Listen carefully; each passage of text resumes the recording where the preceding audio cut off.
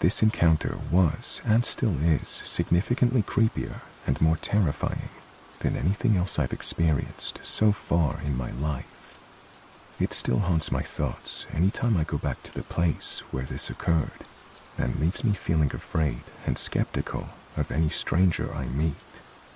So, here goes. To give you some information about the incident, it was on this past Earth Day. My best friend and I, Des, decided it would be a fun and cliché idea to go to a local skate park in our area, which we go to often, and hike, smoke some weed, go on our favorite trails. This is something we do fairly often. I've always felt safe there, and nothing has ever happened to make me concerned for my safety. Until fucking Earth Day. Des and I are driving around the park, which is fairly large, and there are countless numbers of trails to choose from, all with varying degrees of privacy. Some are busy, while some are practically secluded. Because Des and I were planning to smoke some of that sweet green, clearly we would want to pick a more secluded route that day. So we decided on one of our favorite trails, one we call Nature's Eyeball, and we drive over to it and park. Once we get there, we notice there's no other cars, which is great. Everything is wonderful today. We grab all of our stuff from the car and head off on the trail and begin our journey. The way this trail is set up is that there is a longer, wider main trail, and then at some points, the trail branches off into some smaller marked paths. Our favorite part of the trail is the part that looks like Nature's Eyeball, hence the name. The way a river winds around a curve with an island in the middle that looks like a giant eye. So we take a smaller side path to get to it. At this point, we haven't seen anyone else on the path. We reason that it's a good time to smoke, and so we sit down and prepare the weed. Where we are located on the path, we can still see the main trail, so we look out and see if anyone is coming. For a good 10 minutes, everything is dandy, until I'm hitting the pipe and Des says that she sees a man getting close to us on the main trail. We quickly put everything away and walk further down the side path to avoid an awkward encounter with whoever this person was. After waiting a few minutes, we decide that it's safe to walk back to the main trail, being as there's no sign this man walked down the side path that we were on. And we actually decide that it would be a good idea to walk further down the main trail, something we hadn't done before. But it's Earth Day. Appreciate the sights, take in the nature, right? Fucking wrong, no. Once we get back to the main trail, we start to walk further back into the woods. Des didn't say anything to me about this at the time, but apparently there was a man sitting by some rocks where the main trail split off to the side trail. I didn't notice him, but it's very likely the guy we'd spotted earlier. Either way, we're walking down the trail, and I become conscious of the sound of footsteps a far distance behind us. I looked back to see an older man walking the trail as well, and I didn't think anything of it, because it's not uncommon to meet another person far back in the system, no matter how secluded the trail is. We continue walking, and I'm now aware of the fact that he's speeding up and getting closer to us, while Des and I are walking at a constant pace. Still, I'm not too concerned, and off to the right of us, there's a clearing that's grade A picture material, and so Des asks me to take a picture of her in it, with a tree for Snapchat. I agree, and as I'm trying to get the perfect angle, the stranger walking behind us is now behind me, and he asks if I'd like for him to take a picture of the both of us instead. I'm a very shy person, so even though at this moment I'm slightly weirded out, I kindly take his offer and thank him. Keep in mind, I'm not a judgmental asshole, and don't usually base judgments of people off the way they look, but this one was a creepy bastard. I'd say he was in his early to late 40s, overweight, had on a trucker hat, fucking Jeffrey Dahmer glasses, a creepy adult star stash, also had on a plain white t-shirt tucked into denim dad shorts, and to wrap up the package, he had on New Balances with ankle socks, so the stranger man takes the picture. We walk back over to him, look at the photo, and thank him again for doing it. Instead of walking away like we expected him to, he stands there with us for a solid minute or so, while she posts the photo and checks her messages. Now we resume our trail walk, and this guy starts to walk directly behind us. And when I say directly, I mean he was right next to me. And if I step to the right, I would bump into him. And I'm one who really doesn't like their personal space interfered with. Right off the bat, the guy says, "You girls are two very pretty ladies," and instantly my "something here is not right" switch flips on. I accept the compliment and politely give a thank you back, but I don't initiate any conversation. I only reply if he asks something that requires an answer. He begins to ask us questions about our lives, how old we were, where we go to school, stuff like that. Both of us lie and say we're older than we actually are, and that we go to the college that's close by. Then he starts to ask more personal questions, and he asks if either of us have boyfriends. I have a boyfriend, but she and I both lie and say that we're actually together and have been for a long time. Hoping that this puts him off actually causes the reverse. He loves this about us. In fact, he, and I quote, loves the gay community and has a boyfriend of his own. At the moment, I'm not deathly afraid, but I am quite uncomfortable and text Des, saying to make up a lie that we're headed back to go get pizza, hopefully to lose this guy. So we start talking about this imaginary plan and begin to turn around and say our goodbyes, once again thinking this man will continue walking the trail by himself. When he turns back and starts to walk with us, and this time he's walking by my side even closer than before. From this point on, every conversation topic that he brings up is sexual in nature, or he finds a way to make a sexual comment about almost anything. Everything about this situation genuinely skeeves me out and makes me want to throw up. At one point, he comments on how there's nobody out here today, and how the park is so secluded that you wouldn't believe what you could get away with out here. Every single thing coming out of his mouth is a red flag, and I want to crawl out of my skin or for some jogger to pass by us on the trail. But we're still very far back in the woods, and there's nobody around. And I think about how I could probably scream, and nobody would be close enough to hear it, or to come help. The final straw was when we got on the conversation topic of Craigslist. How fitting. He mentioned how he always saw ads in the personals about people asking to meet other people in the park that we were in for sex or sexual favors. He even said that he's actually happened upon people doing it out in the woods, saying how sometimes it would be a man and a woman, a man and a man, or a woman and a woman.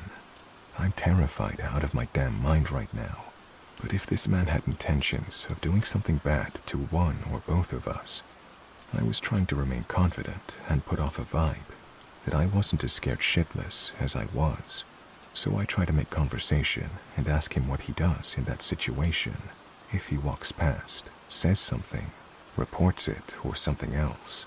And get this is the part that made me question my safety the most. I knew something was going to happen, without a doubt. He says, "Oh, I just watch. Yeah, just watch. Trust me, it's better to just watch." He repeated it 3 times. Holy shit. I knew that I was going to die at the hands of this creepy bastard. Now, I know that I need to think fast and do whatever I can to make us appear not as vulnerable and to get us out of this situation.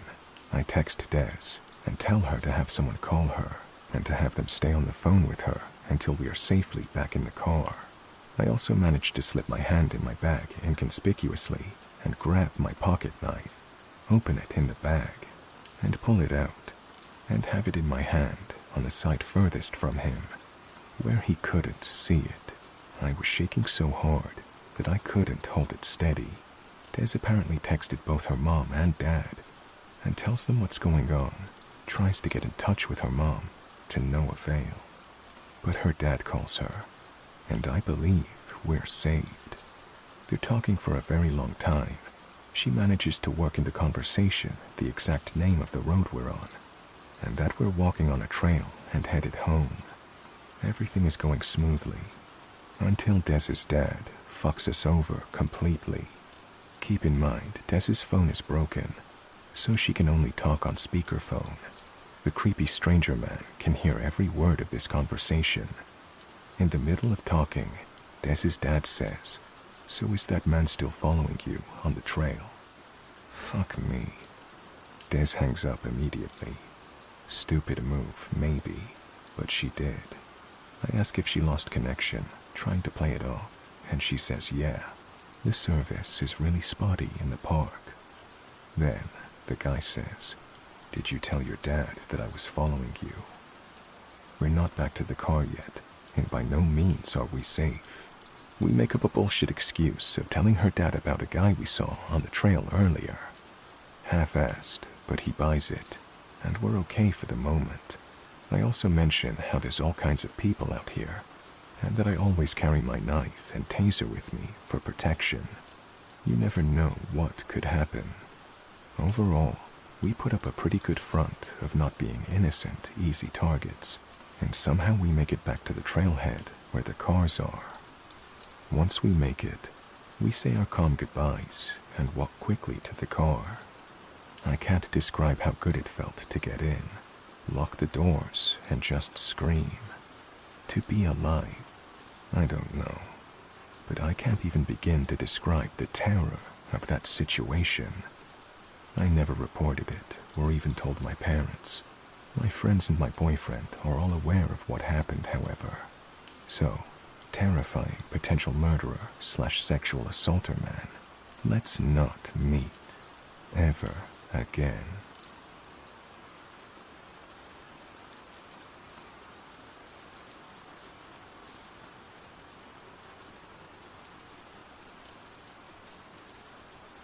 Okay, so this is going to be a long one. I still can't believe it all happened, but it did. And I feel like it's time to share this insane experience. I'm still recovering from it all. I'm a pretty chill guy, not into drama or conflict, and I definitely try to keep things low-key.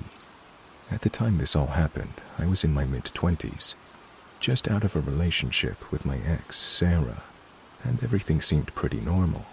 That is, until things took a bizarre turn that would completely mess up my life in ways I could never have anticipated. So, Sarah and I were together for about 2 years. We were pretty serious at the start, but towards the end, things weren't clicking anymore.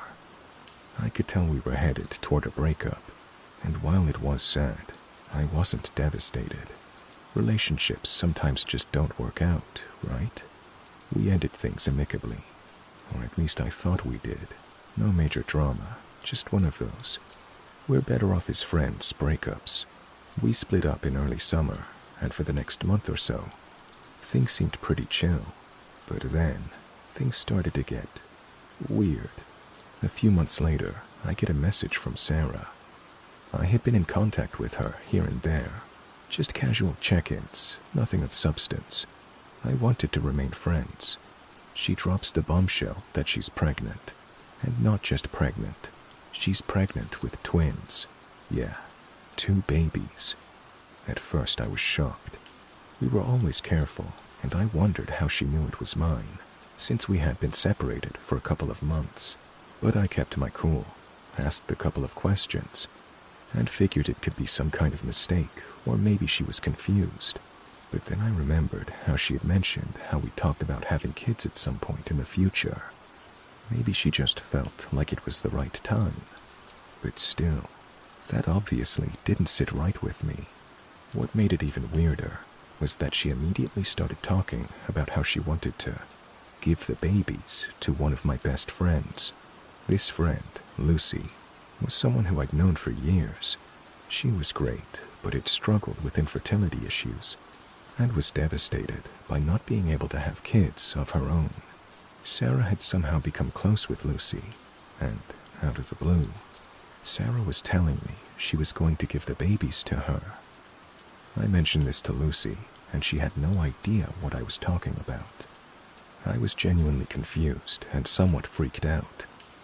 I didn't know if Sarah was joking or just messed up in the head, but I didn't really know how to respond, so I just kind of let it slide. I know, but genuinely, I guess something in my gut told me she was making this up. A few weeks later, Sarah started posting on Facebook. It wasn't about the pregnancy specifically, but more like general, "I'm so stressed out" posts. As time went on, she started getting more pointed, mentioning how much of a deadbeat I was for bailing on her and not supporting her during her pregnancy. She wrote about how she was dealing with so much on her own, how I was causing her stress by not being involved, and how she was going through all of this alone. She even made a post about how she was really feeling the weight of the world on her shoulders, and that I needed to step up. It was bad, really bad. People in her life started commenting, and her posts started to paint a picture of me as this awful person who couldn't care less about my ex and the kids she was carrying. Sarah was making me out to be a villain when I had literally no idea what was going on. But it didn't stop there. Lucy had been following these posts and believed that Sarah was pregnant. After all, why would she lie about something like that? Like I said, she had been struggling with her own fertility issues and had always wanted kids. So, when Sarah started talking about giving her the babies, Lucy got really excited. She was emotional, telling me how much it meant to her that Sarah was willing to give up her children. She had always wanted to be a mother, and the idea of getting Sarah's kids gave her hope.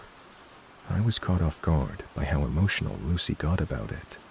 I understood her pain, but I didn't know how to break it to her that something about all of this didn't seem right. I started to feel guilty though, like maybe I should step up and be more involved, even if I wasn't sure if the pregnancy was real. Then, things went from bad to worse. 4 months into the pregnancy, Sarah made a post saying that she'd miscarried. She didn't go into much detail, but she said the doctor had told her the miscarriage was caused by the stress that I had caused her. She said the doctor told her that all the drama and emotional strain from our breakup was too much for her body to handle, and that it led to her losing the babies. Lucy was absolutely devastated by this. I mean, she'd been over the moon about the idea of being a mom, and now she was crushed. She immediately started blaming me, calling me a monster, and saying that I'd caused Sarah to lose the babies by not stepping up. The floodgates opened, and I found myself being torn apart by Lucy and all of Sarah's supporters. They blamed me for everything, and the guilt was overwhelming. I tried to explain myself, tried to clarify that I never knew about Sarah's pregnancy or had any involvement with it, but it didn't matter. People had already made up their minds about me. Lucy and I got into a huge fight over it, and honestly, it was the end of our friendship. She accused me of not caring about Sarah, of being a selfish jerk, and I couldn't fix it. The damage was done. As time went on, and mutual friends gave me the cold shoulder, I started to believe that maybe Sarah had been telling the truth. I started to doubt myself and felt this overwhelming guilt. I slipped into depression and withdrew from going out with friends. I fell into a cycle of work, game, sleep, repeat, not wanting to hear comments from friends or have to deal with side-eye. A year later, I found out the truth. I ran into one of Sarah's old friends. Sarah had confessed to her that her pregnancy was fake, and it was all part of some crazy plan to get back at me and keep the attention on her. Maggie, her friend, saw Sarah for who she was and was disgusted by her actions. Maggie asked how I was and seemed genuinely apologetic about the whole thing. The first person from that group to show any concern towards me since all of this started. Sarah had never been pregnant. The entire thing had been a lie from the start. She had never been carrying twins, and she had never miscarried. She made the whole thing up to manipulate me, destroy my reputation, and create drama for her own twisted reasons. I don't know what her motives were. Maybe she just wanted attention, or maybe she was trying to ruin my life. But the fact that she went so far as to make a public spectacle of it, and then drag Lucy into it, was beyond messed up. So, what happened after all of this? Well, Sarah went on to have 4 kids with a different guy. And Lucy, she's now an alcoholic swinger, married to a 30-year-old man. Both Sarah and Lucy being 23. I can't even make this stuff up. After all that drama, Lucy's life took a sharp turn into something that's just as chaotic as the mess Sarah created. As for me, I've been working on rebuilding my life. It took a while to heal from the betrayal of my ex and losing one of my best friends. But I'm doing better now. It's hard to trust people, but I've learned a lot about toxic people and manipulation. And I'm just grateful that I'm no longer caught up in that mess. I still don't know what Sarah's goal was. Maybe she wanted to break me down, or maybe she was just bored, but at the end of the day, it didn't work. I'm stronger for it, and I've learned that some people will do anything to destroy your life if you let them. Anyway, that's my story. Thanks for listening. I'm still baffled by the whole thing, but sometimes life just throws you curveballs like that.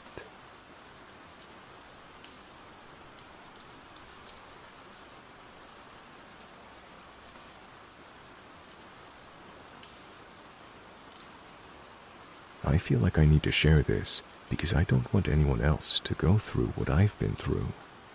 If you've ever been in a relationship with someone who seemed normal at first, but later became obsessively fixed on you, this might hit too close to home. When I was 21, I started dating a guy, Kyle. He was 26 at the time. We got along well enough, and while I was aware of the age difference, it didn't seem like a big deal. He seemed mature, charming, and funny. The relationship only lasted a few months, but I didn't think much of it after it ended. I was busy with my life, work, and school, and I figured that was just how things go at that age. Relationships come and go. A year passed, and I was in a new relationship. Life was moving along, and I'd put Kyle out of my mind. Then, out of nowhere, I got a message from him. He said he missed me and hoped I was doing well. I was single at the time and thought it would be harmless to catch up. I didn't think there was any harm in meeting him for lunch. We met at a small restaurant near my office. We talked for a bit, but I immediately felt uncomfortable. Something about him seemed off, like he was trying too hard to rekindle something that didn't exist anymore. He seemed different, more intense, almost desperate. I politely told him I wasn't interested in dating again. We parted ways with no drama. I thought that was the end of it. But then, things started getting strange. It wasn't just 1 or 2 texts. It quickly escalated into something much darker. At first, they were harmless. I miss you. We could work this out. I didn't respond, but it didn't stop. He kept texting, and when I didn't answer, his messages began to get more insistent. Then, the tone shifted. It wasn't just sad or confused anymore. It was angry. You ruined my life. I thought you cared about me. I'll never forgive you for this. I told him, as kindly and firmly as I could, that I wasn't interested and asked him to stop, but that only made things worse. His messages started to get aggressive, He started calling me names, accusing me of ruining everything, of being selfish. The intensity of his messages grew. He began sending me screenshots of things I'd said months ago, twisting them in disturbing ways, making it clear he'd been obsessively rereading our past conversations. At this point, I knew something wasn't right. I blocked his number. I thought that would be the end of it. It wasn't. A couple of weeks later, I started receiving emails. It was the same thing. Rants about how I had destroyed him, how I was cruel, and how I was the cause of all of his misery. But these emails were different. They were more menacing, more personal. Some of them were so deeply uncomfortable, I couldn't even finish reading them. One email had a picture of me from a time when I had no idea he was following me, taken while I was out shopping, completely unaware he was there. I don't even know how he got that picture, but it made my skin crawl. I started to feel watched. Then, the emails turned into threats. In one, he said, "If you don't talk to me, you'll regret it. You have no idea how far I can go." That was when I decided to get the police involved. I showed them the emails, the picture, and explained what was happening. They took it seriously, and the police contacted him. They warned him that any further harassment would lead to legal consequences. I thought that would be enough. I thought it was over. I was wrong. A few months later, I changed jobs. I was hoping that moving to a new city and starting fresh would give me some peace. But after a few months in my new role, I received another email. Kyle had somehow found my new work email. The subject was, "You can't escape me." The content made me physically sick. He detailed my new work schedule, my commute, the coffee shop I went to after work. This time, there was a clear threat. "I'll be watching you until you talk to me again. You can't hide from me. I'll find you." I couldn't believe what I was reading. He was threatening to keep tracking me until I gave in, and I couldn't see any end to it. I didn't know what to do. I reached out to the police again, but this time, I felt more alone than ever. I tried everything, and it didn't work. That's when I found out he'd gotten married during the 2 years since we last spoke.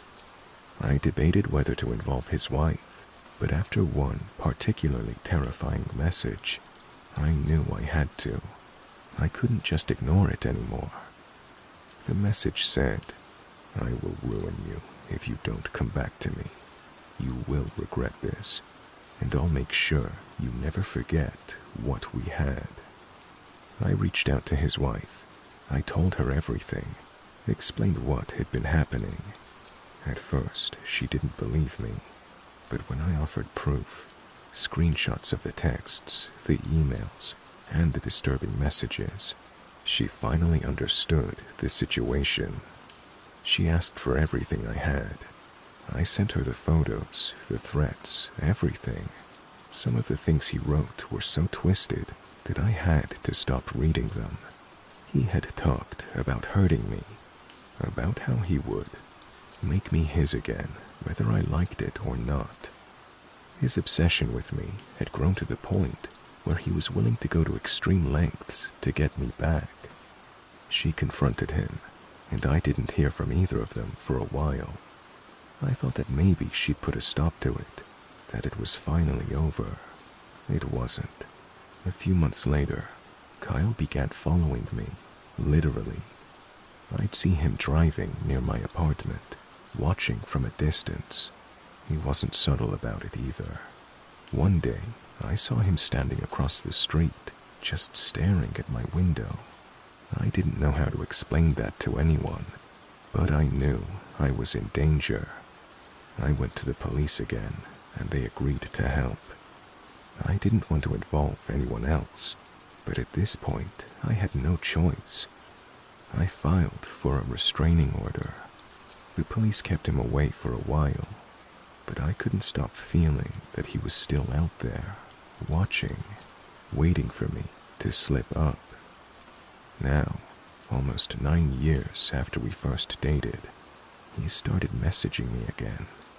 He still finds ways to reach out. I get texts every now and then from blocked numbers, angry messages, threats.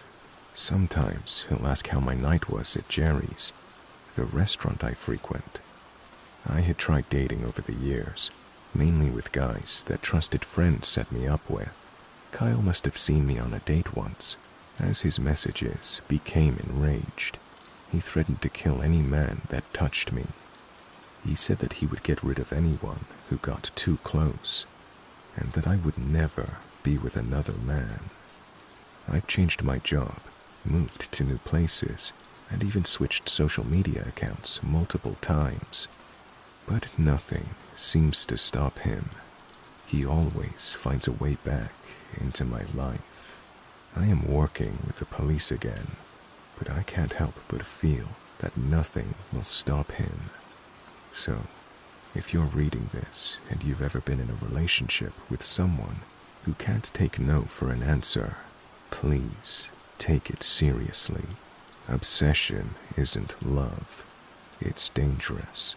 I didn't understand that at first. I thought time would make things better, but it only made it worse.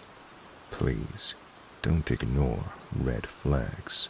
Trust your instincts, and don't hesitate to ask for help when things get out of hand.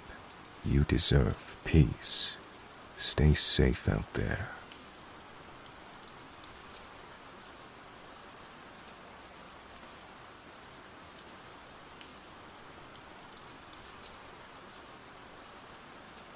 I met Leah a little over a year ago through some mutual friends. She was this amazing, funny, smart woman who seemed like the total package.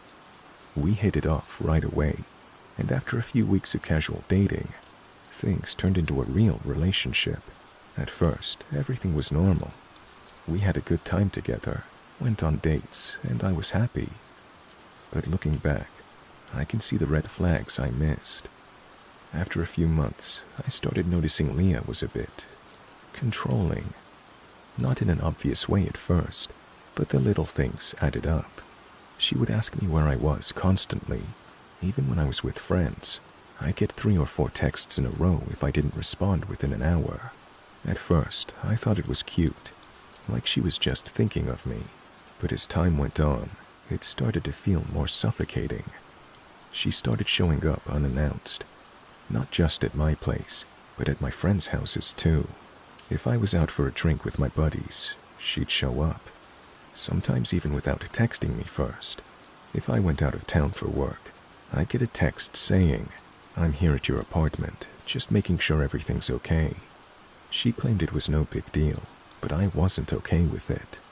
I mentioned it a couple of times, but she brushed it off, saying she was just looking out for me. I broke up with her after 6 months. It wasn't that she was a bad person, but I couldn't breathe anymore. I felt like she was trying to control my life, and that wasn't something I wanted. When I ended things, she cried and begged me not to, but I stuck to my decision. I thought I'd be fine. Here's where the insanity begins. A few weeks after we broke up, I started getting texts from Leah. At first, they were just, "I miss you," and "Why did we end things?"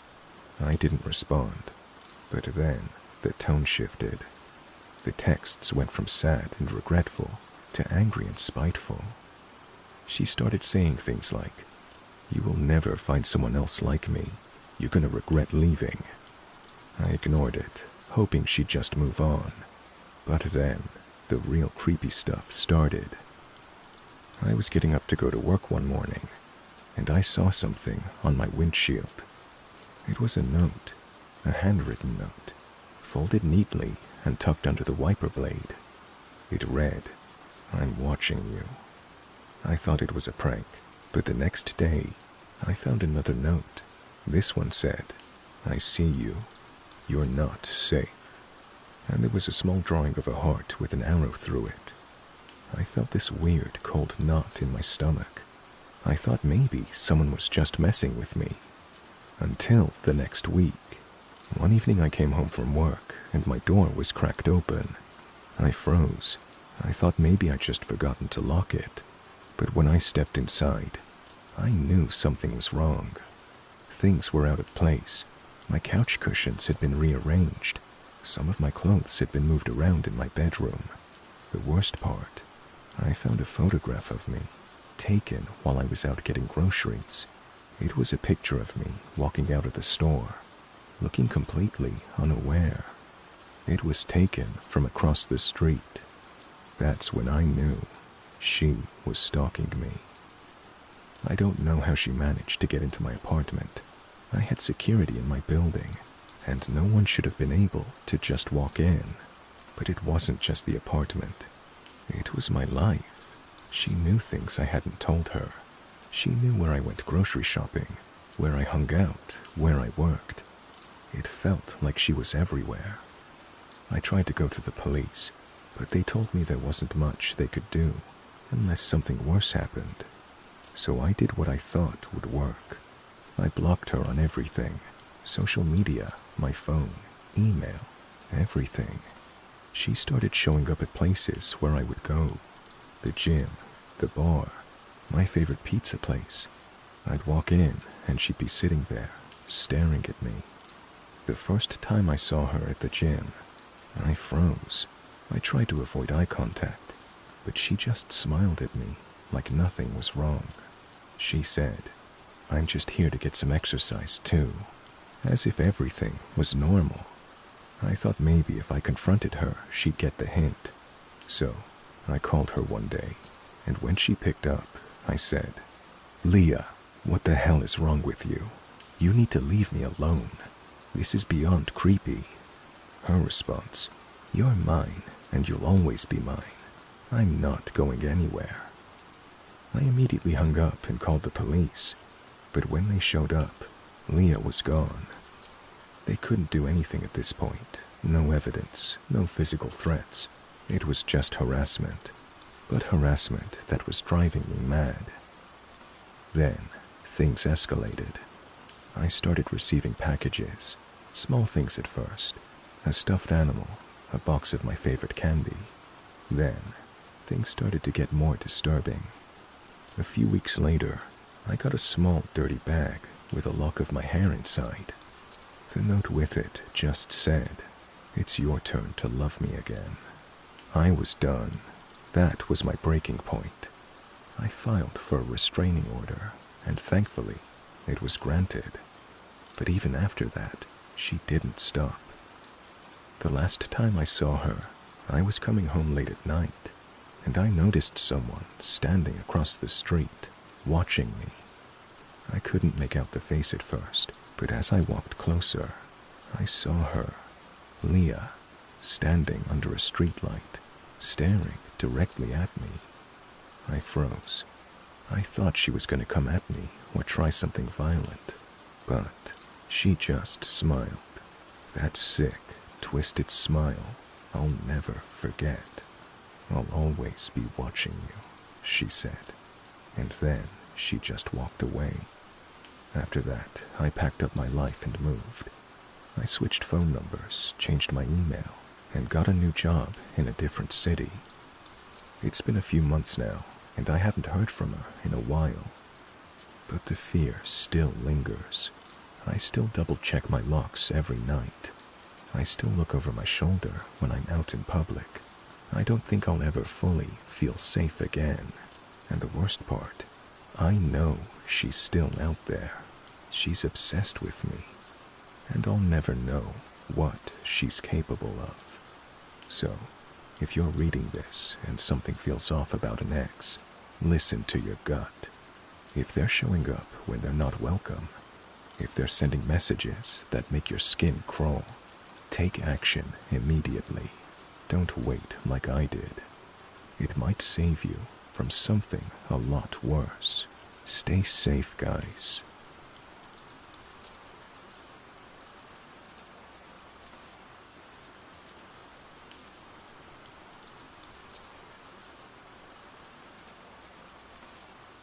I'm a 29-year-old female, and my partner is a 23-year-old female.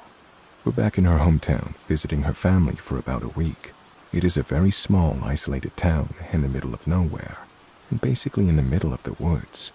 While we were here, she wanted to meet up with an old high school friend who still lives in the area, Kyle. So we meet Kyle at the beach, and right away he's acting really weird, making jokes about having a three-way with us, and just making a bunch of unwelcome, overly sexual, gross comments about us. Obviously, we're unfortunately used to this stuff to a certain extent, but coming from someone who was supposed to be her good friend, it was extra annoying. So, my girlfriend and I are shooting each other panicked looks the whole time. Once he's out of earshot for a second, she says that she's sorry, that he's never been like this before, and we can make an excuse to leave. When he comes back, we tell him we want to get dinner at a local bar, but he just asks to join us. We felt awkward, so we ended up saying yes. He says he doesn't know quite how to get there, so he follows us. We get there, order drinks and food, and then head out to the patio with the drinks. He makes a few more gross comments, but is generally being way more cool and normal than he was at the beach. We're smoking weed on the patio and chilling. The food comes quick, and we finish it quicker. Now, here's where it gets really messed up. So halfway through my first drink, I'm feeling really tired, which makes sense as we've had a long day. I give my girlfriend the signal that I want to go. She makes an excuse that we need to go. He keeps trying to get us to come to his house. I've got good weed and the dabs there, and you can meet my cats, blah blah blah. He's being really pushy. We keep saying no and making excuses. We need to check on her grandpa and stuff like that. So we finally get in the car and say goodnight. We've parked next to each other and walk up and into the cars together while saying our goodbyes. When we get in the car, my girlfriend informs me that she wants to stay at the bar, but fake like we were leaving because she doesn't want to chill with him anymore, understandably. So we're sitting in the car waiting for him to leave first. When he signals for us to roll down the window, we do. He says his GPS is being funny, and if we could lead him to the main road. To be fair, we are in the middle of nowhere, so this didn't seem too outlandish. So obviously staying behind at the bar was out. So in the car, we're talking about how pushy he was being, and she admitted she feels weird driving right back to her grandpa's house. So we should drive into town until we lose him. He's behind us for a long time, even way after he should have gotten off on his exit. We think it's weird, but weren't sure what to do. We finally get on a 2-lane road, and he pulls up next to us, and he's waving a phone, which is clearly my girlfriend's phone, in the window. We pull over. He gives her phone back, chats for just a few seconds, then leaves in a hurry. Here's the part that makes my skin crawl. We know she had her phone. I saw her put it in her fanny pack, which was on the table, along with my phone and her weed. A few minutes before we left the bar, as we were preparing to leave, she didn't take it back out. There's literally no way she could have left it at the bar. More importantly, he got in his car and left the bar at the same time as us, meaning he had to have already had the phone when we were leaving. It's not like we left the bar first and he saw it on the table or something. He literally had to have been walking to the cars with us and calmly saying goodnight with the phone already in his possession.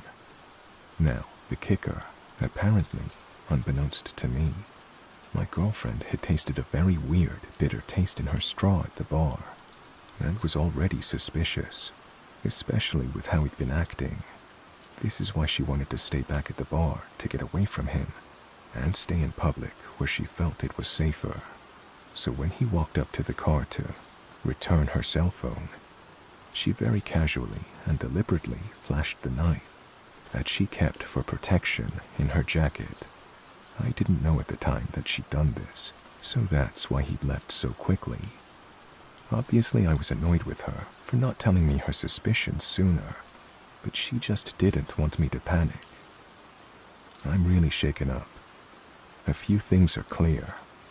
Number one, he stole my girlfriend's phone, and it seems like he did so that we would be forced to pull over on a dark road in the middle of nowhere.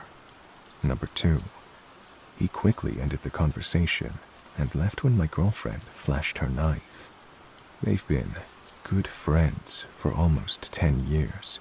If he wasn't planning on doing something malicious, I feel like he would have acted confused about the knife, or said something like, why the fuck would you flash a knife at me? What is this, a bad movie, or something like that? But instead, he just booked it, which tells me he knew exactly what she was doing, reacting to a threat and preparing to protect herself and me. Number three, he probably spiked our drinks. My girlfriend noticed a weird taste in her straw right away and chose not to finish her drink.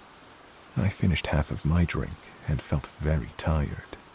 A few more things. I just don't know how he managed to nab the phone without us knowing or noticing. It doesn't really make sense, but he did. My girlfriend and I both remember her putting it in her fanny pack perfectly. We also have no idea how he could have spiked our drinks, unless he was working with the bartender, but we were the ones who suggested that bar. I don't know exactly how he did it, but I think I know why. And for that reason, my girlfriend's now ex-friend, who made creepy sexual comments, probably tried to drug us and stole her phone in order to get us alone on a dark road. Let's not meet again.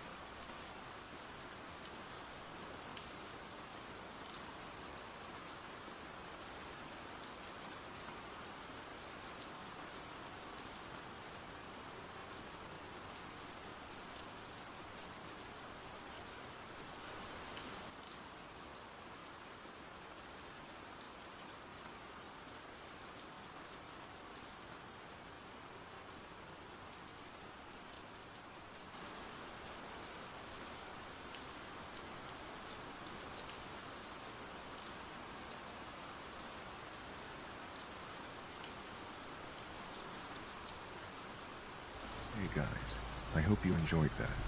If you have a scary story you'd like me to read on the channel, please send me an email or post it to my subreddit.